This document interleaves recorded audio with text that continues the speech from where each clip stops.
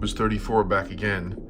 Just wanted to show this this bad boy here that I've worked on and upgraded for a fellow collector, Kobe Carpenter, who commissioned me to take something that was already improved by another artist and try to take it to the next level and go one step further. So this is originally a Sideshow Part 7 Jason, New Blood Jason from back when.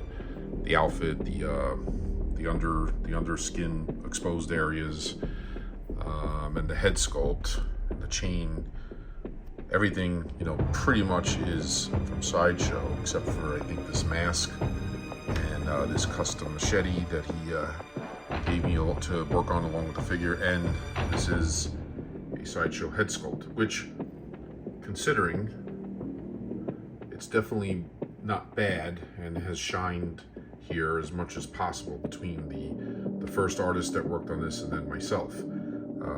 I didn't really do much except for touching it up a little bit and giving it that wet look, that wet slimy look at the request of Kobe, including the some of the exposed areas with the rib cage and skin, kind of giving a little bit of that wet sheen look when he first comes out of Crystal Lake, right in the beginning of the movie. But I was careful not to overdo it because, ultimately through the movie, he's not really that wet looking, throughout. Not like, kind of like Jason Takes Manhattan, where he kind of looked wet and slimy through the whole thing, right? Because he was supposed to have like that toxic Avenger look. So basically what I did was, I took what the first person did a step further. He had this, he bought this from this other artist who repainted it and basically reworked the figure to kind of make it shine a little better on the original body, which is way too thin. And, I had this figure and I've reworked a figure like this, a few times in the past, and it's been a while, but kind of brought back memories. It was fun to kind of upgrade a Sideshow Jason again, just like the old days.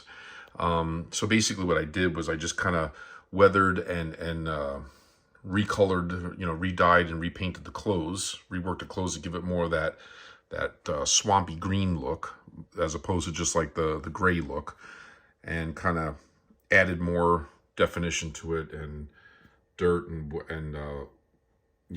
weathering and stuff on the shoes and the clothing and everything. Ported everything over too to a new body. So I had a better, more muscular body that I put everything over on. I repainted and reworked and reweathered the chain, and I also shortened it so that the chain doesn't come all the way down.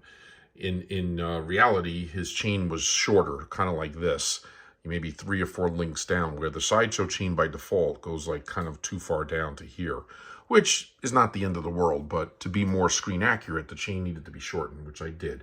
And then I recolored it to have that metal and rust look that you could see right there, instead of it just being a kind of like more of just like a flat black look that it comes with by default. It is kind of like metal. I mean, it is an actual chain, so it has that realism feel to it. It just needed to be, repainted a bit to kind of add more of that realism.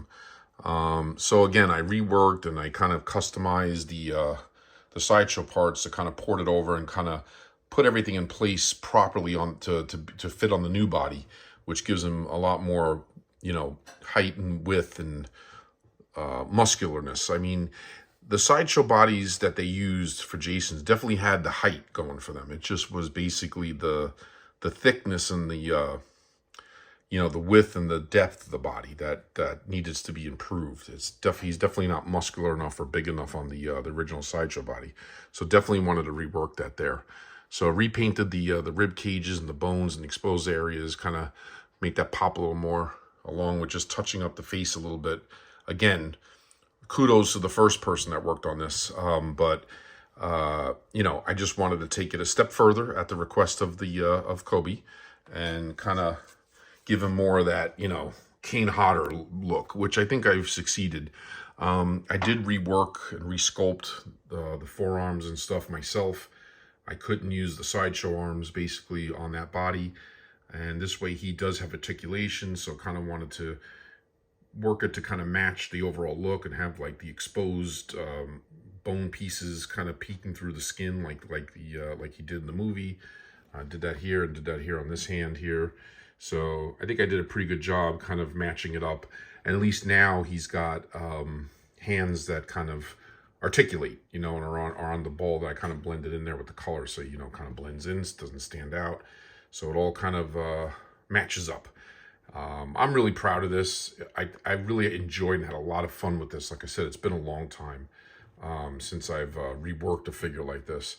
Other thing here, you know, I did rework the metal machete, the custom machete he had, and just kind of added blood. And, you know, with the right lighting, you know, you do see the wetness of the blood. I did glaze it up and gloss it to kind of give it that wet, fresh look. And then I repainted his actual Sideshow machete that came with it by default, and kind of added some more details to the handle and some weathering, and then kind of made it look more like a clean, like non-bloody, but at the same time kind of weathered and used to kind of give it that more metal look.